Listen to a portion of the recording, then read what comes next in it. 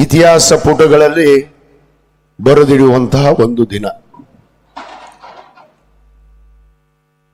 ಸುಮಾರು 987 ವರ್ಷಗಳ ನಂತರ 12ನೇ ಶತಮಾನದಲ್ಲಿ ಈ ಒಂದು ಪವಿತ್ರವಾದ ಪುಣ್ಯ ಭೂಮಿ ಮೇಲೆ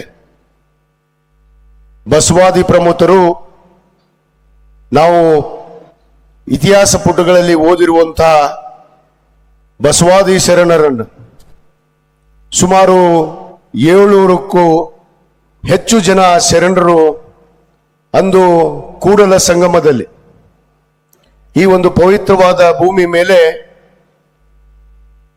ಆ ಬಸವಾದಿ ಎಲ್ಲ ಶರಣರು ನಡೆದಾಡಿರುವಂಥ ಒಂದು ಪುಣ್ಯ ಭೂಮಿಯಲ್ಲಿ ಇವತ್ತು ಬಸವಾದಿ ಶರಣರ ಒಂದು ವೈಭವ ಒಂದು ಕಾರ್ಯಕ್ರಮ ಇವತ್ತು ನಮ್ಮ ಕರ್ನಾಟಕ ಗಣ ಸರ್ಕಾರ ನಮ್ಮ ಮಾನ್ಯ ಮುಖ್ಯಮಂತ್ರಿಗಳಾದಂತಹ ಸನ್ಮಾನ್ಯ ಸಿದ್ದರಾಮಯ್ಯ ಸಾಹೇಬರು ಇವತ್ತು ಅನುಭವ ಮಂಟಪದ ಬಸವಾದಿ ಶರಣರ ವೈಭವ ಎನ್ನುವ ಈ ಇತಿಹಾಸ ಪುಟಗಳಲ್ಲಿ ಬರೆದಿರುವಂತಹ ಕಾರ್ಯಕ್ರಮವನ್ನ ಇವತ್ತು ನಮ್ಮ ಹುನಗುಂದದಲ್ಲಿ ಅದು ಕೂಡಲ ಸಂಗಮದಲ್ಲಿ ಪ್ರಥಮ ಬಾರಿಗೆ ಇವತ್ತು ಆಯೋಜನೆ ಮಾಡಿದ್ದು ನಮ್ಮೆಲ್ಲರ ಭಾಗ್ಯ ಪುಣ್ಯ ಅನ್ನೋ ಮಾತನ್ನು ನಾನು ಮೊಟ್ಟ ಮೊದಲೇದು ಹೇಳಕ್ಕೆ ಇಚ್ಛೆ ಪಡ್ತೇನೆ. ಯಾಕಂದ್ರೆ ನಾವು ನೀವು ಪುಸ್ತಕದಲ್ಲಿ ಓದಿದ್ದೀವಿ, ಕೇಳಿದ್ದೀವಿ. ಇದೀಗ ತಾನೇ ಈ ವೇದಿಕೆ ಮೇಲೆ ಸಾನ್ನಿಧ್ಯವನ್ನು ವಹಿಸಿರುವಂತಹ ಎಲ್ಲ ಪೂಜ್ಯರ ಆಚಾರ ವಿಚಾರಗಳನ್ನು ನಾವು ತಿಳ್ಕೊಂಡ ಮೇಲೆ ಮಾನವ ಕುಲ ಕಲ್ಯಾಣಕ್ಕಾಗಿ ಮಾನವ ಧರ್ಮಕ್ಕೆ ಇವತ್ತು ಗೌರವವನ್ನ ಸಕಲ ಜೀವಾತ್ಮಗಳಿಗೆ ಲೇಸನ್ನೇ ಬಯಸಿರುವಂತಹ ಪುಣ್ಯಾತ್ಮ ಏಕೈಕ ಪುಣ್ಯಾತ್ಮ ಈ ಪವಿತ್ರವಾದ ನಮ್ಮ ಭೂಮಿ ಮೇಲೆ ಜನಿಸಿದಂಥವರು ಅದು ಅಣ್ಣ ಬಸವಣ್ಣನವರು, ಜಗಜ್ಯೋತಿ ಅಣ್ಣ ಬಸವಣ್ಣನವರು ಅನ್ನೋ ಮಾತನ್ನು ನಾವು ಬಹಳ ಹೆಮ್ಮೆ ಅಂತ ಹೇಳಬೇಕಾಗತ್ತೆ. ಬಂಧುಗಳೇ, ಈ ಒಂದು ಪವಿತ್ರವಾದ ಕಾರ್ಯಕ್ರಮವನ್ನ ನಮ್ಮ ಕನ್ನಡ ಮತ್ತು ಸಂಸ್ಕೃತಿ ಇಲಾಖೆಯ ಸಚಿವರಾದಂತಹ ಶಿವರಾಜ್ ತಂಗಡಿಗೆಯವರು ಮತ್ತು ನಮ್ಮ ಮಾನ್ಯ ಮುಖ್ಯಮಂತ್ರಿಗಳು ಏನು 2025-26ನೇ ಆಯವ್ಯಯದಲ್ಲಿ ಸರ್ವಧರ್ಮ ಸಂಸದ್ ಅನ್ನುವ ಒಂದು ಘೋಷಣೆಯ ಮುಖಾಂತರ ಬಸವ ಜಯಂತಿಯ ಅಂಗವಾಗಿ ಬಸವ ಜಯಂತಿಯೇ ದಿವಸ ಈ ಬಸವಾದಿ ಶರಣರ ವೈಭವವನ್ನ ಇವತ್ತು ಆಚರಣೆ ಮಾಡಿ ಇಡೀ ಭಾರತಕ್ಕೆ, ಭಾರತ ದೇಶಕ್ಕೆ ಒಂದು ಸಂದೇಶವನ್ನ ನೀಡಬೇಕು. ಇಂಥ ಪುಣ್ಯಾತ್ಮರು ಈ ಪವಿತ್ರವಾದ ಭೂಮಿ ಮೇಲೆ ಈ ಒಂದು ಕೂಡಲ ಸಂಗಮವನ್ನ ವಿದ್ಯಾಭೂಮಿ, ಐಕ್ಯ ಭೂಮಿ ಅಂತ ಏನ್ ಹೇಳ್ತೀವಿ, ಈ ಒಂದು ಪವಿತ್ರವಾದ ಭೂಮಿ ಮೇಲೆ ಈ ಒಂದು ವೈಭವ, ಆ ಶರಣರ ವೈಭವವನ್ನ ನಮ್ಮ ನಾಡಿನ ಮುಂದಿನ ಪೀಳಿಗೆಗೆ ತಿಳಿಸ್ಕೊಡೋದಕ್ಕೆ ಇವತ್ತು ನಮ್ಮ ಮಾನ್ಯ ಮುಖ್ಯಮಂತ್ರಿಗಳು ಮುಂದಾಗಿದ್ದಾರಲ್ಲ. ಆದ ಕಾರಣ ತಮ್ಮೆಲ್ಲರ ಪರವಾಗಿ, ಈ ವೇದಿಕೆಯ ಪರವಾಗಿ, ನನ್ನ ವೈಯಕ್ತಿಕವಾಗಿ ನಾನು ವಿಶೇಷವಾದ ಅಭಿನಂದನೆಯನ್ನ, ಧನ್ಯವಾದಗಳನ್ನು ನಾನು ಅರ್ಪಿಸಕ್ಕೆ ಬಯಸ್ತೇನೆ. ಯಾಕಂದ್ರೆ ಬಹುದಿನದ ಕನಸು ಬಸವ ಎಂದರೆ ಎಲ್ಲವನ್ನ ಕಾಣುವಂತ ನಾವು ಮನುಷ್ಯರು, ಆ ಮಾನವ ಕುಲಕ್ಕೆ, ಮಾನವ ಧರ್ಮಕ್ಕೆ ಇವತ್ತು ಒಂದು ಶಕ್ತಿಯನ್ನ ತುಂಬಿದಂತ ಪುಣ್ಯಾತ್ಮರು ಅದು ಅಣ್ಣ ಬಸವಣ್ಣನವರು ಅನ್ನೋ ಮಾತನ್ನು ನಾವು ಒಪ್ಕೊಳ್ಬೇಕು. ಈ ಒಂದು ವೈಭವದ ಕಾರ್ಯಕ್ರಮವನ್ನ, ಬಸವಾದಿ ಶರಣರ ವೈಭವದ ಕಾರ್ಯಕ್ರಮವನ್ನ 2 ದಿವಸಗಳ ಕಾಲ 29-30 ನಾಳೆ ನಮ್ಮ ನೆಚ್ಚಿನ ಮುಖ್ಯಮಂತ್ರಿಗಳಾದಂಥ ಸನ್ಮಾನ್ಯ ಸಿದ್ದರಾಮಯ್ಯ ಸಾಹೇಬರು ಈ ಬಸವ ಜಯಂತಿಯ ಕಾರ್ಯಕ್ರಮವನ್ನ ಉದ್ಘಾಟಿಸಲಿದ್ದಾರೆ. ಅದರ ಜೊತೆಗೆ ನಾಡಿನ ನಮ್ಮ ಹೆಸರಾಂತ ವಿದ್ವಾಂಸರು, ಕವಿಗಳು ಇವತ್ತು ವಚನ ಗೋಷ್ಠಿಯನ್ನ ಯಾವ ರೀತಿ ಬಸವಾದಿ ಪ್ರಮುಖರು ಅವರ ವಚನವನ್ನ ಮೂಲಕ ಈ ಮಾನವ ಕುಲವನ್ನ ಉದ್ಧಾರಗೊಳಿಸಿದ್ರು, ಆ ಎಲ್ಲ ವಿಚಾರಗಳನ್ನ ಇವತ್ತು ಪೂರ್ಣ ದಿವಸ ನಮ್ಮ ವಿದ್ವಾಂಸರು, ಸಾಹಿತಿಗಳು ತಮಗೆ ಆ ವಚನ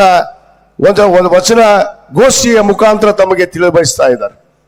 ಇಂಥ ಒಂದು ಕಾರ್ಯಕ್ರಮವನ್ನ ಈಗಾಗಲೇ ನಾನು ನಮ್ಮ ಜ್ಞಾನಪ್ರಕಾಶ ಪೂಜ್ಯರಲ್ಲಿ ನಾನು ವಿನಂತಿ ಮಾಡಿಕೊಂಡೆ ಮತ್ತು ನಮ್ಮ ಗುರುಮಾಂತ ಸ್ವಾಮಿಗಳಲ್ಲಿ, ನಮ್ಮ ನಿಜಗುಣಾನಂದ ಸ್ವಾಮಿಗಳಲ್ಲಿ ಪ್ರತಿ ವರ್ಷ ತಮ್ಮ ಸಾನ್ನಿಧ್ಯದಲ್ಲಿ ಈ ಬಸವ ಉತ್ಸವ, ಬಸವಾದಿ ಶರಣರ ವೈಭವ ಇಲ್ಲಿ ನಡೀಬೇಕು ಅನ್ನೋದನ್ನ ನಾನು ಕರ್ನಾಟಕ ಗಣ ಸರ್ಕಾರ ನಮ್ಮ ಸಚಿವರಿಗೆ ಮತ್ತು ನಮ್ಮ ಮುಖ್ಯಮಂತ್ರಿಗಳಿಗೆ ನಾನು ವಿನಂತಿಯನ್ನು ಮಾಡ್ಕೋತೇನೆ.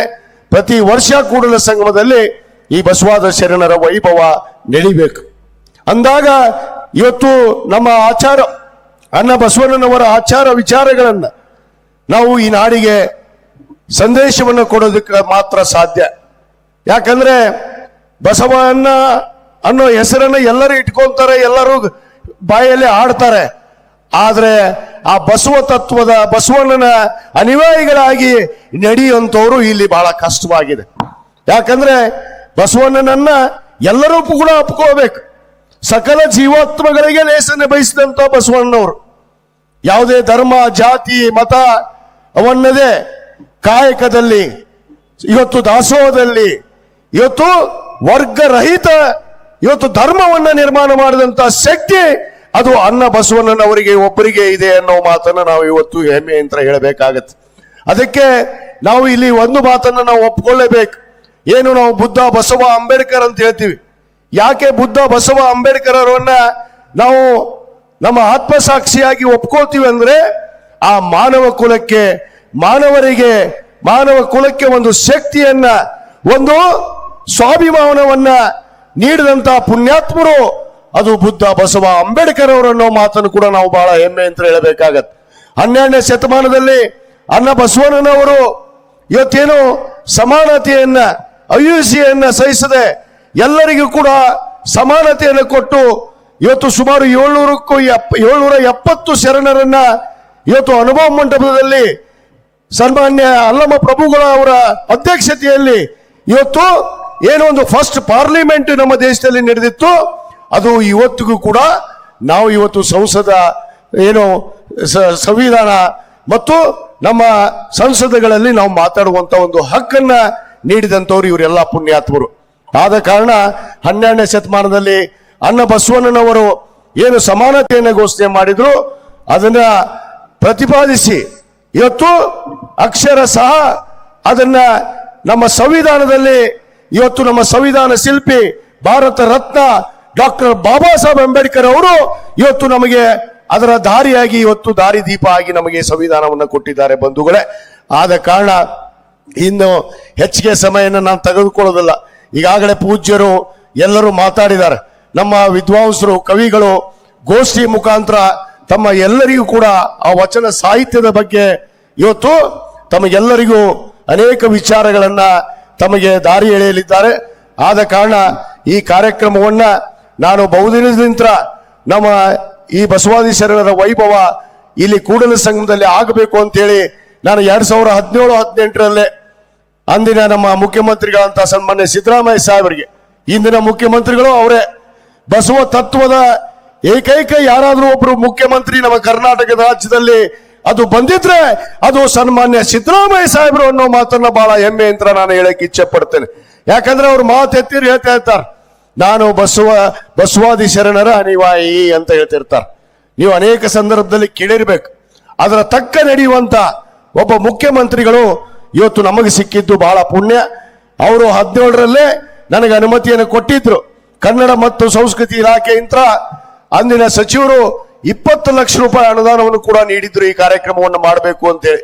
ಆದ್ರೆ ಅನಿವಾರ್ಯ ಕಾರಣದಿಂದ 2017ರಿಂದ ಈ ಒಂದು ಪವಿತ್ರವಾದ ಭವ್ಯವಾದ ಬಸವಾದಿ ಶರಣರ ಒಂದು ವೈಭವ ಕಾರ್ಯಕ್ರಮ 2025ಕ್ಕೆ ಅವರೇ ಮುಖ್ಯಮಂತ್ರಿಗಳು ಮತ್ತು ನಮ್ಮ ಸ್ನೇಹಿತರಾದಂತಹ ಶಿವರಾಜ್ ತಂಗಡಗಿ ಅವರ ಒಂದು ನೇತೃತ್ವದಲ್ಲಿ ಇವತ್ತು ನಡೀತಾ ಇರೋದು ನಿಜವಾಗಲೂ ಒಂದು ಬಹಳ ಹೆಮ್ಮೆಯನ್ನ ತಂದಿದೆ.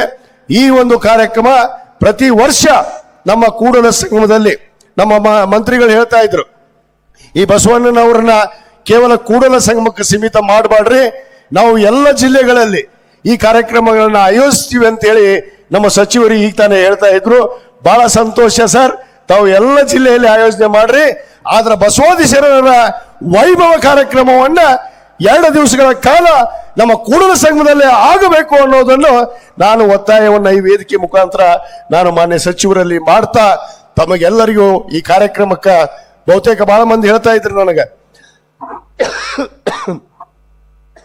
ಈ ವಚನಗೋಷ್ಠಿಗೆ ಜನಾನ ಬರುದಿಲ್ರಿ, ಎಲ್ಲರ ಒಂದು ಸಣ್ಣ ಭವನದಾಗ ಮಾಡೋಣ ಅದು ಇದು ಅಂದ್ರು.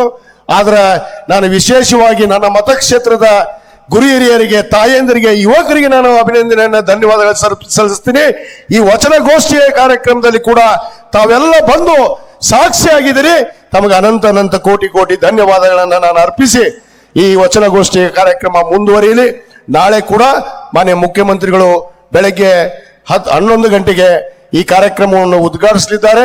ಅದಕ್ಕಿಂತ ಪೂರ್ವದಲ್ಲಿ ನಮ್ಮ ಕನ್ನಡ ಮತ್ತು ಸಂಸ್ಕೃತಿ ಇಲಾಖೆ ವತಿಯಿಂದ ಏನಿವತ್ತು ಒಂದು ಬಸವಾದಿ ಶರಣರ ಒಂದು ರಥವನ್ನ ನಾಳೆ ಬೆಳಗ್ಗೆ 9 ಗಂಟೆಗೆ ನಮ್ಮ ಸಚಿವರು ಜೊತೆಗೆ ಉದ್ಘಾಟನೆಯನ್ನ ಮಾಡೋಣ. ತದನಂತರ ಮೆರವಣಿಗೆ ಮುಖಾಂತರ ಮತ್ತೆ ನಾವು ಈ ಒಂದು ಸಭಾ ಮಂಟಪಕ್ಕೆ ಬಂದು ಮಾನ್ಯ ಮುಖ್ಯಮಂತ್ರಿಗಳು ಈ ಕಾರ್ಯಕ್ರಮವನ್ನು ಉದ್ಘಾಟಿಸಿ ನಾಳೆ ದಿವಸ ಕೂಡ ಸಾಂಸ್ಕೃತಿಕ ಕಾರ್ಯಕ್ರಮಗಳು ಕೂಡ ಇದ್ದಾವೆ.